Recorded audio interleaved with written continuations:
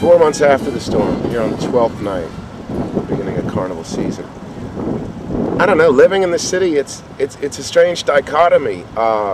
Right here where we are in you know, sunny uptown, Audubon Park, you can live your life oblivious of what's happened here to a large degree.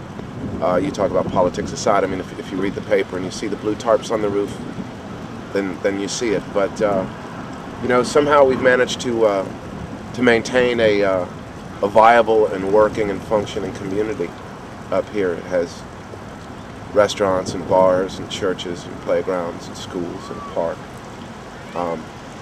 Some functioning traffic lights, some mail service, not much. But you know, when you cross into that line where the brown stain begins, where the bathtub ring surrounds our city, it's a whole other thing. It hits you in the face. And it's funny, a lot of people stay on the island, or what do they call it, the sliver on the river. I like to think of it as Bermuda. It's the same size as Bermuda, 7 miles long and 1 mile wide. It just doesn't have the good golf courses. Well, I say to people from out of town a lot, because they'll call and say, well, how's it going today? How's it going today? People who care. And I said, you know, where I live downtown, I walk downtown, I work downtown, I have appointments uptown. Little raggedy on the edges, little piles of stuff, but we're pretty much back to normal. But you go beyond those perimeters, and to me it is sinful that more has not been done. More has not been done. I want to call the military back and say, would you just help us clean a little bit longer? I mean, God bless what these people did, but please help us one more time, one more sweep. The pain and frustration in people's voices who are still indecisive about what do I do, where is the direction? That to me would make me more nuts than the loss of a home, is not knowing what to do. Yeah, and to me, you know, I equate it with what I probably impressed with most and what I remember most. It's war. It is it's war. It is war. The uptown area is your base. It's behind the lines. It's the safe part where you can go to, and it feels pretty much like you're not in war. If you go out of that perimeter and you go much past a certain click, it's kind of bothersome. It's a little concern. If you go way past that safe area, it's war. It's a destroyed Nagasaki. And when you look at it, you think, okay, it's very good over here. It's kind of good right here. But how good is that going to be if this never changes?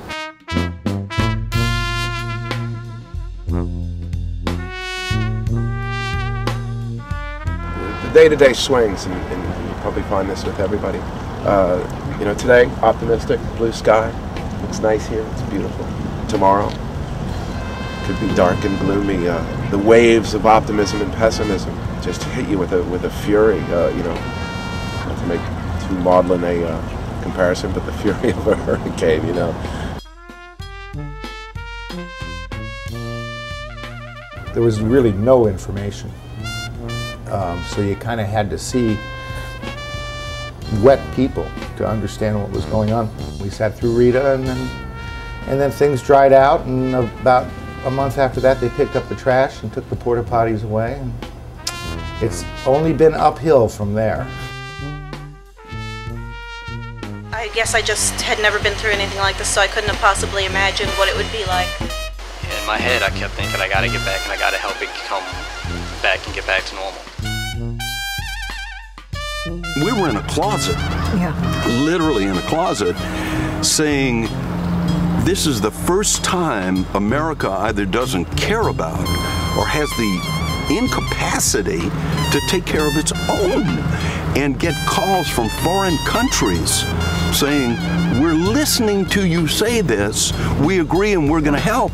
And we just came off of the tsunami where we moved 2 aircraft carriers and a hospital ship within 3 days. And 5 days later, we have no help. I got to tell you, in all my history in broadcasting, I think that moment it was just stunningly angry. Oh, tears are closer. Walk with me. When I tell you there was not another human being nor car, I got this overwhelming feeling of, oh my God, it's dead. And then I saw the sign that hopefully many people saw, and you know how in New Orleans you can hear it?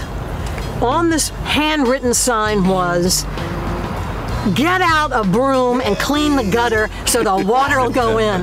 And I said, oh no, life. There is such life here. I drove down that street, I kept looking, still no human beings. I said, there is life in this place, there will be life in this place. And I felt that every time I came back. There is life.